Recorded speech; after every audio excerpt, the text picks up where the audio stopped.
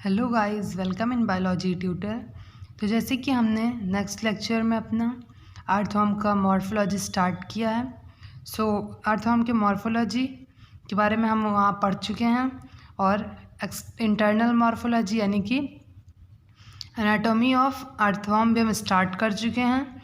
Anatomy of earthworm में हमने पढ़ा बॉडी वॉल के बारे में, एलिमेंट्री कैनाल के बारे में, नेक्स्ट हमारा सीलोम के बारे में, उसके बाद एक्सक्रीटरी सिस्टम एंड रेस्पिरेशन।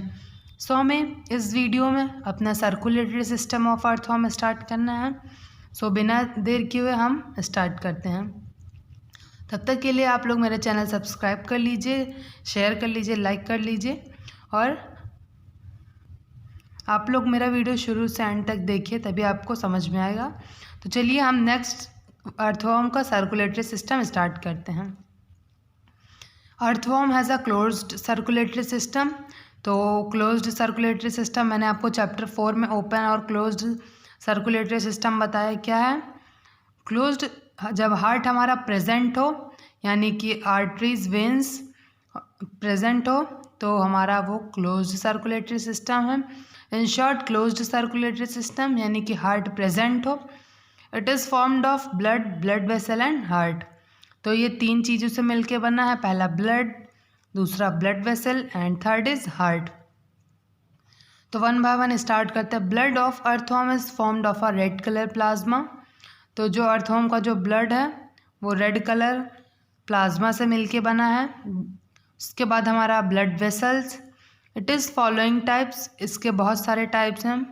पहला टाइप हमारा ब्लड वेसल का dorsal vessel, ventral surface, subneural, lateroesophageal, supraoesophageal and lateral loop. तो इन सब से मिलके अर्थवर्म का ब्लड वेसल बना है। उसके बाद हमारा नेक्स्ट हार्ट आता है। These are 4 pair. हार्ट हमारा अर्थवर्म में 4 पेयर का होता है। हार्ट हमारा 4 पेयर कहने का क्या मतलब है कि 7th, 8th, 12th and 13th segment में हमारा एक एक पेयर प्रेजेंट है। तो 4 सेगमेंट है और 4 पेयर है हार्ट का। तो 1 pair is present in each segment. तो यही हमारा हार्ट है। सर्कुलेटरी सिस्टम आपको समझ में आ गया होगा। नेक्स्ट हम अर्थवर्म के इंटरनल मॉर्फोलॉजी यानी एनाटॉमी में नर्वस सिस्टम पढ़ेंगे। तो चलिए नर्वस सिस्टम देखते हैं। CNS of earthworm integrates sensory input. It is formed of 2 parts, circumpharyngeal nerve ring and nerve cord. तो जो नर्वस सिस्टम है अर्थवर्म का वो हमारा अर्थवर्म का नर्वस सिस्टम 2 पार्ट से मिलके बना है, सर्कमफेरेंजियल एंड नर्व कॉर्ड। तो नर्वस सिस्टम हमारा कॉकरोच का इतना ही था। उसके बाद हमारा नेक्स्ट पार्ट है sense organ. Sense organ of earthworm are poorly developed and are formed of single or group of sensory cells called receptor. तो सेंस ऑर्गन जो अर्थवर्म का है वो बहुत डेवलप नहीं है और ये सेंसरी सेल से मिलके बना है। सेंसरी सेल से मिलके बना है जिसे हम रिसेप्टर कहते हैं। तो पहला रिसेप्टर कौन सा है? एपिडर्मल रिसेप्टर, जो कि एपिडर्मिस में पाया जाता है। दूसरा हमारा बकल रिसेप्टर, जो कि बकल कैविटी में होता है। उसके बाद ऑल्फैक्टरी रिसेप्टर, जो कि गस्टेटरी यानी टंग में होता है। उसके बाद फोटो रिसेप्टर, जो कि लाइट में रिस्पॉन्स करता है। तो सेंस ऑर्गन में आपने एपिडर्मल रिसेप्टर पढ़ा, buccal receptor, olfactory receptor and photo receptor. तो 4 टाइप्स के रिसेप्टर्स इसमें पढ़े आपने। नेक्स्ट हमारा आता है रिप्रोडक्टिव सिस्टम। ये हमारा इस चैप्टर का लास्ट हेडिंग है। हम रिप्रोडक्टिव सिस्टम में mail reproductive system of earthworm पढ़ेंगे और female reproductive system of earthworm पढ़ेंगे। तो वन बाय वन अब हम दोनों देखते हैं। अर्थवर्म इज हर्माफ्रोडाइट और बायसेक्सुअल और मोनोशियस। तो अर्थवर्म हमारा हर्माफ्रोडाइट होता है, इसे हम बायसेक्सुअल भी कहते हैं, और मोनोशियस यानी कि इनके जो सेक्स होते हैं वो एक ही बॉडी में पाए जाते हैं। ये लिखा है testis and ovary present in same animal. तो जब सेम बॉडी में दोनों टेस्टिस और ओवरी पाए जाएंगे तो उसे हम मोनोशियस या फिर हर्माफ्रोडाइट कहेंगे। एग्जाम्पल पूछा जाता है कि विच एनिमल हैज़ हर्माफ्रोडाइट, तो आप उसमें वो अर्थवर्म लिखेंगे और हमारा कॉकरोच भी हर्माफ्रोडाइट ही है। मेल रिप्रोडक्टिव सिस्टम स्टार्ट करते हैं। टेस्टिस इसमें क्या है? आर 2 पेयर, 2 पेयर का होता है, 1 pair in each of 10th and 11th segment. तो 10th और 11th सेगमेंट में एक एक पेयर का टेस्टिस पाया जाता है। उसके बाद testis sacs, these are 2 in number and close the testis and seminal funnels. तो ये 2 इन नंबर होता है और ये सेमिनल फनल्स में ये एनक्लोज्ड होता है। अब सेमिनल वेसिकल्स क्या है? These are 2 pair of pouches in which spermatogonia mature into sperm.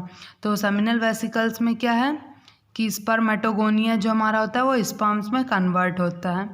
Next, seminal funnel are 2 pair of ciliated and funnel like which receive the sperm from seminal vesicles. So seminal funnel हमारा क्या है? 2 pair होता है, ciliated होता है, funnel like होता है और स्पर्म को रिसीव करता है सेमिनल वेसिकल से। नेक्स्ट हमारा वसा डिफरेंशिया क्या है? These are fine and ciliated thread like structure which conducts sperm from seminal funnel to 18th segment.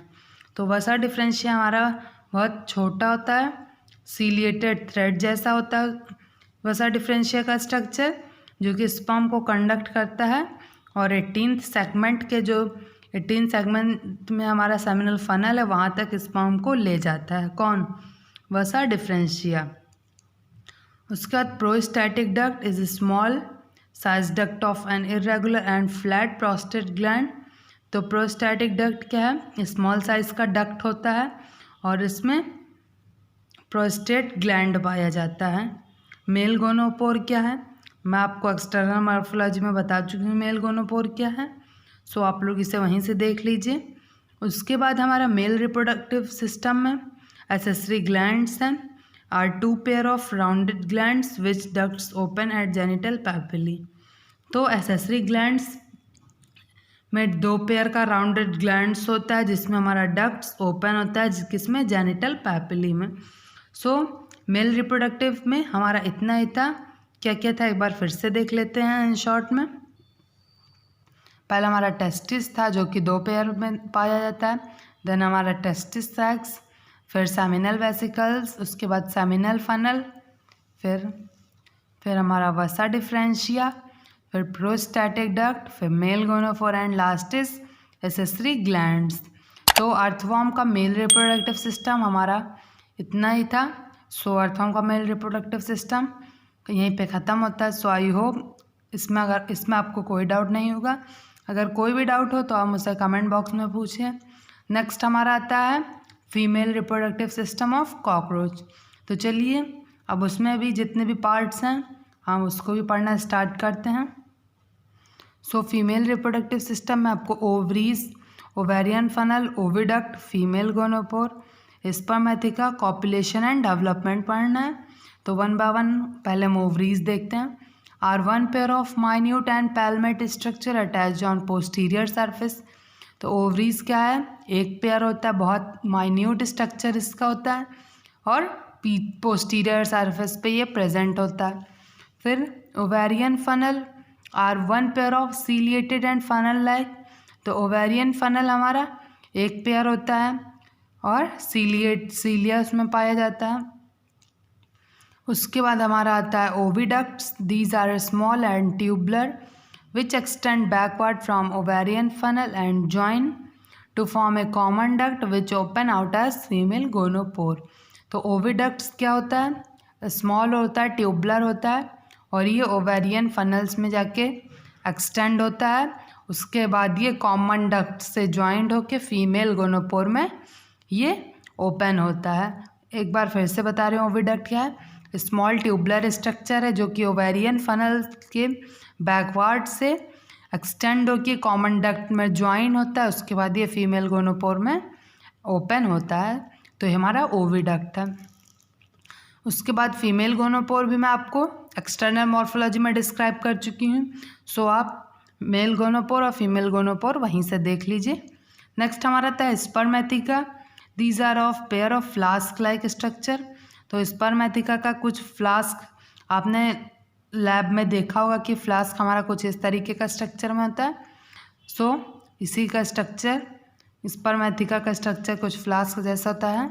उसके बाद थर्ड हमारा आता है copulation and development. Copulation occurs in earthworm during rainy season at night. Copulation का क्या मतलब है, mail और फीमेल कहाँ मेट करते हैं। सो अर्थवॉर्म में रेनी सीजन में होता है, इन नाइट यानी रात के समय में। Two earthworm copulate along their ventral side in head to tail position and is follow by reciprocal cross fertilisation. दो अर्थवॉर्म क्या है, कॉपुलेट करते हैं वेंट्रल साइड से, हेड की और टेल की पोजीशन से, और फिर ये क्रॉस फर्टिलाइजेशन फॉलो अप करते हैं। सो ये हमारा कॉपुलेशन एंड डेवलपमेंट था। सो आई होप आपको female reproductive system of cockroach भी क्लियर हो गया होगा। एक बार हम फिर से देख लेते हैं कि क्या क्या पढ़ना है। सो फीमेल रिप्रोडक्टिव सिस्टम में आपको पहला ओवरी, देन ओवेरियन फनल, फिर ओविडक्ट, फिर female gonopore, spermatheca, copulation and development. So हमारा female reproductive system of cockroach यहीं पे ख़त्म होता है। नेक्स्ट अब हम इसका इंट्रैक्शन विद मैनकाइंड या फिर इकोनॉमिक इम्पोर्टेंस देख लेते हैं, उसी के साथ हमारा ये चैप्टर ख़त्म हो जाएगा। सो चलिए, इंट्रैक्शन विद मैनकाइंड या फिर economic importance. Earthworm has a great economic importance and is with both useful as harmful activity. तो अर्थवॉर्म का जनरली इकोनॉमिक इम्पोर्टेंस भी बहुत अच्छा होता है और ये इसके कुछ हार्मफुल एक्टिविटीज़ भी हैं। तो चलिए देखते हैं। सो पहले हम बेनिफिशियल एक्टिविटी की बात करते हैं।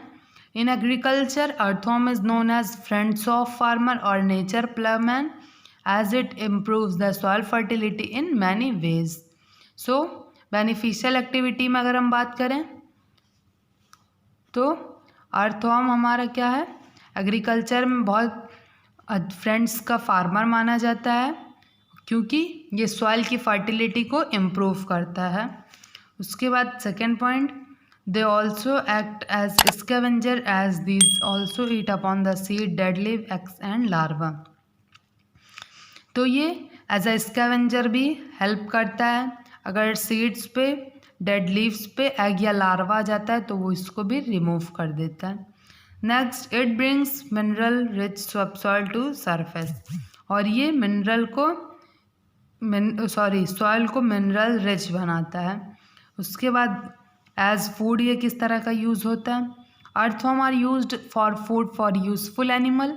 तो अर्थवॉर्म क्या है, एज अ फूड भी यूज़ होता है। कुछ एनिमल्स इसे खाते भी हैं जैसे कि फ़िश इन एक्वेरिया।